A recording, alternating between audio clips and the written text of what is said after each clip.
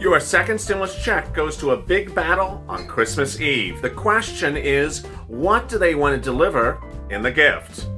If you're talking about the Democrats, they want to give a $8 billion gift to foreign countries for Christmas. If you're talking about the Republicans, they want to remove that gift but may not want to give you a stimulus check. And then about the Smithsonian, yeah, I think you're going to Christmas at the Smithsonian for a $1 billion renovation if you're aligned with the Democrats. Not so if you're with the Republicans. Today, not one, not two, but several votes went underway in the House of Representatives over your second stimulus check, but they were not conclusive. What is conclusive is what's happening next week, and it's very confusing and very complex. Meantime, the president's off to Florida, may stay in Florida to January. So is that $2,000 stimulus check a reality, or are we going back to $600 stimulus check? Depends on who you ask. I have all the analysis. It's very confusing, but I'm going to make it simple on this Christmas Eve recording of Afternoons LALATE.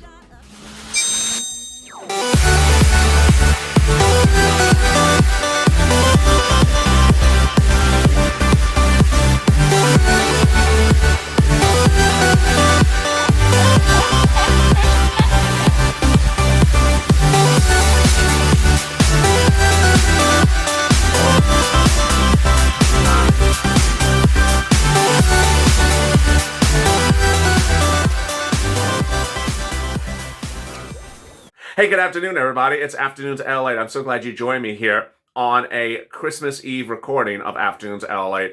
I am here throughout the day and we're recording on the usual time slots. The only difference is Purple Power Live tonight will be this channel's first ever Christmas party. So join me tonight on Purple Power Live for an impromptu Christmas party.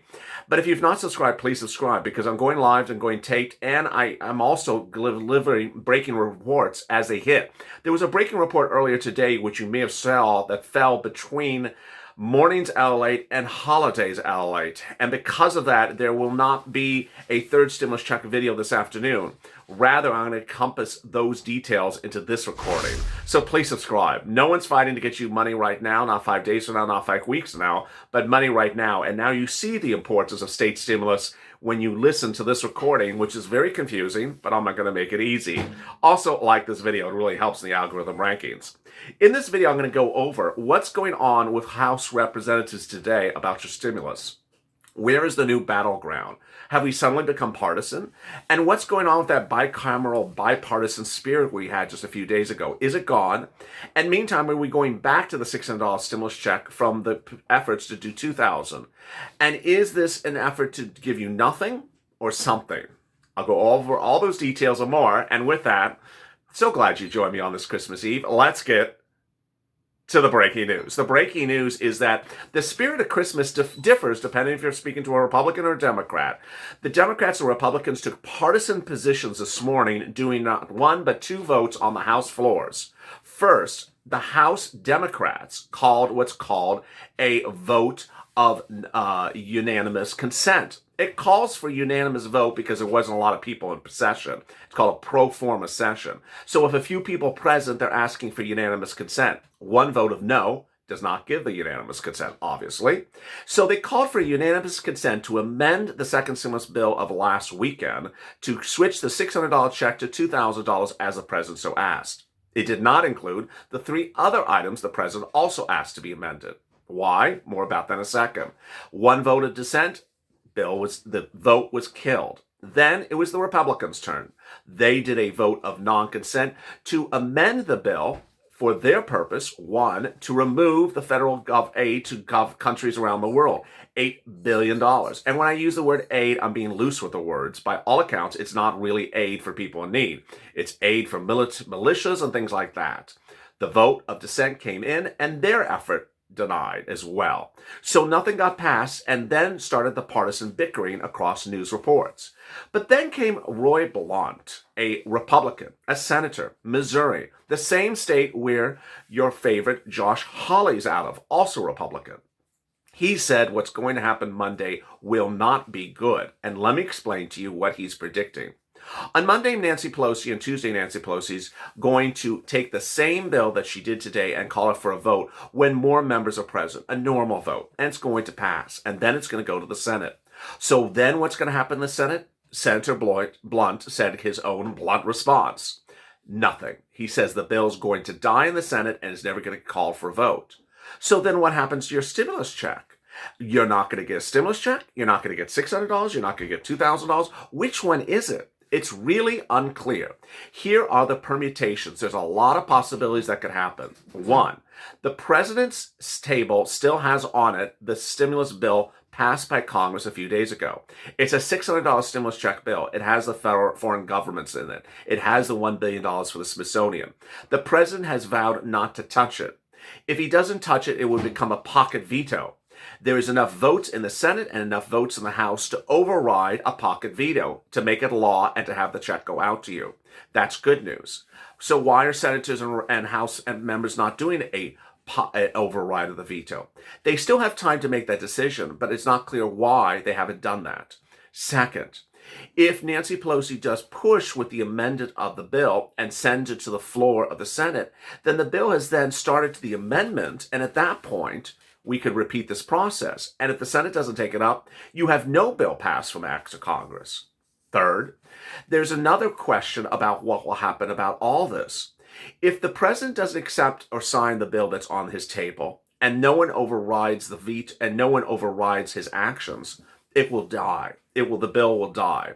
There will be no overriding a pocket veto. There will be no veto. There will be nothing. The bill will be dead as though it never existed. Second, that's a $600 stimulus bill. Second, if Nancy Pelosi's $2,000 stimulus bill never goes anywhere, then ultimately that doesn't do anything either. So why is this happening? Why is this happening even on Christmas Eve? It's not clear, but I'll tell you why it has happening. The procedural aspect of it is very clear. The rationing is unclear. Let me explain simply what's going on. The president asked for 4 things. Of those 4 things, Nancy Pelosi is only doing one of them. On the Republican side, they're only doing a different one. None of the 2 sides are doing all 4 things the president asked for. Why not? That's the question no one knows. Today, Nancy Pelosi was asked, and her Democratic leadership was asked, why not take out the foreign aid for foreign governments? Wouldn't take it out. Why not take out the money for the Smithsonian? Wouldn't take it out. Then the Republicans on the other side, what are they doing? They're using the Smithsonian and they're using the foreign aid controversies that they are taking out to deflect and not respond to the issue of the $2,000 stimulus check. In essence, they're avoiding even discussing a stimulus check by dealing with the other 2 problems and saying Nancy's not taking care of the 2 problems. You have 2 sides who have 4 items to deal with, and neither side is dealing with all 4 items. And as with that, they don't have anything the president would assign. And ironically, nothing that the American people would agree to. American people all over Twitter for 2 days was absolutely at arms over the foreign aid to foreign countries. America doesn't want it. America also doesn't want $1 billion given to the Smithsonian during an emergency stimulus bill. This is an emergency stimulus bill. Why is the Smithsonian getting $1 billion to paint their walls? It doesn't make sense. So America doesn't like what's going on. The president doesn't like what's going on. So what is Congress doing? Going back to being partisan. And so what does this mean for you? What does this mean for the stimulus check? Is it going out? It's not going out yet. Is there a path to get this to go out? There is paths to get it to go out. 1, Nancy and the Democrats understand that the 4 things need to be done. 2, the Republicans realize there's 4 things to be done. 3, they put it to a vote and they have enough votes to send it to the president and then he'll sign it. He said he would. He said it on national news. He made the recording. 4th, to get enough votes again to override a veto like they have from last time. Or, in the alternative, to go back to the original $600 bill and simply just do an override of the veto right now in the next few days. They can do all those things, but at the moment they're being partisan and not doing anything. So your stimulus check not going out yet. Also, your UI and PUA expiring tomorrow. PEUC and, not tomorrow, Sunday. PEUC and UI will expire on the 27th. So what does that mean about your benefits? There's not going to be any benefits for the first week of January or the second week of January currently. Now, does these events change where we were just a week ago? No. And so you're going to see over broadcast media already, but it's going to continue, fake narratives. These are the fake narratives you're going to see. 1, you would have gotten a stimulus check next week if it wasn't for all these people. That's untrue. One House representative, Democrat, said that yesterday. Untrue. You would never have got the stimulus check next week because the bill had not been signed, and it takes 10 days to receive the check in your hands from the day at which the president signs it. It hasn't been 10 days. It would not have been 10 days this week or next week.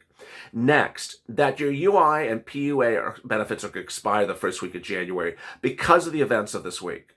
No, that's also untrue. That's also categorically false. Let me explain why. Yes, you will become inactive for purposes of PUA or PUC on the 27th of December if your state does not have extended weeks of benefits, but will likely. More about that in a second. But the point is that you are never, ever going to get the first week of benefits paid in the week of January on time because it takes a lag time to get those benefits paid. Congress needs to receive the money from the federal government. Congress needs to update their computers, and they can't do this with a bill passed the last week of December or next to last week of December. It takes them about a half a month to a month to do this with their computers and receive the money. They would have had to have done this last month. And so ultimately, you are already going to not receive the first week of unemployment benefits in January on time, and you weren't going to receive it the second week on time either. So that's also a fake narrative. Now, is the government in a shutdown? By all accounts, we're in a shutdown or heading into a shutdown. Does that impact you? No, it has nothing to do with you. Your Social Security, your railroad benefits, your veterans benefits checks will not be held up by a government shutdown. A government shutdown only impacts you if it goes over about a month. We're not going to go over a month. So is this all going to just hang around and have nothing happen until the Biden administration?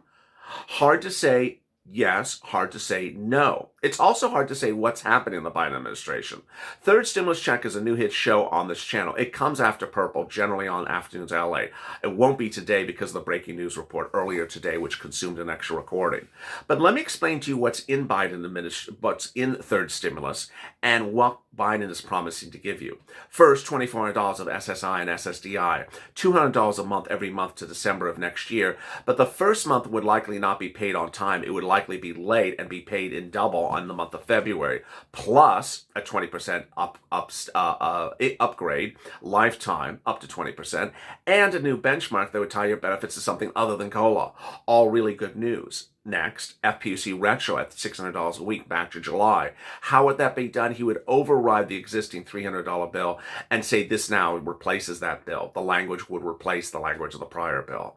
Next, EIDL grants, the remainder of your $10,000 EIDL grant. The remainder of your $10,000 EIDL grant and the $10,000 grant you never got because the application process was closed, the funds are gone.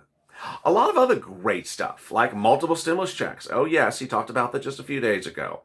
Continuing through this pandemic until the pandemic's over. Rent aid, food aid, eviction moratorium, mortgage forbearance, student loan debt repayment, and all those and more. But I predict that the mortgage, the student aid, and the eviction will all be done by executive order on day one, not by act of Congress, because there's an urgency and he has the constitutional authority. There's no money involved.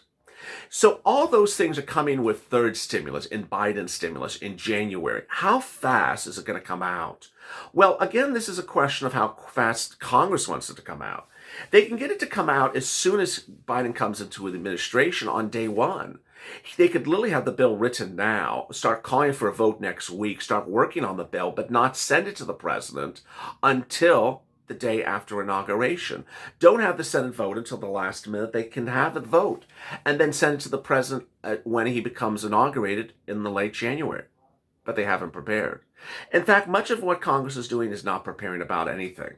Going back to the second stimulus bill that's still sitting on the president's table, the $600 stimulus check, there's stuff in there that's great and there's stuff in there that's not so great. So let me go over the details.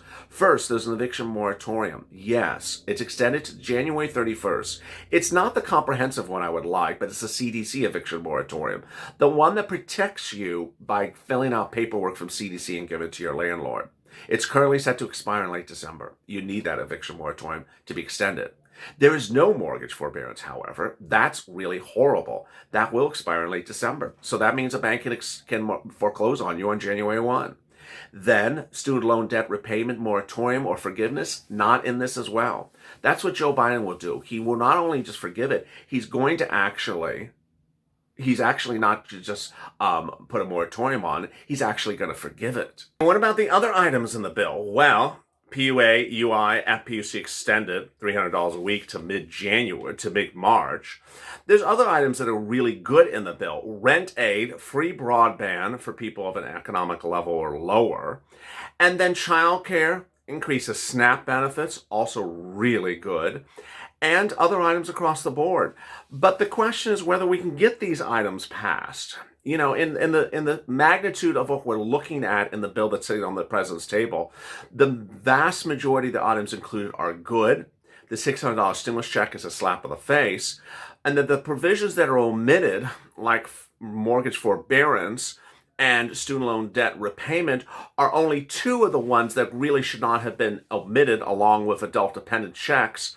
So the severity of looking at what's bad in there or omitted versus the weighing the benefits of not getting anything is certainly what Congress is going to dabble with next week.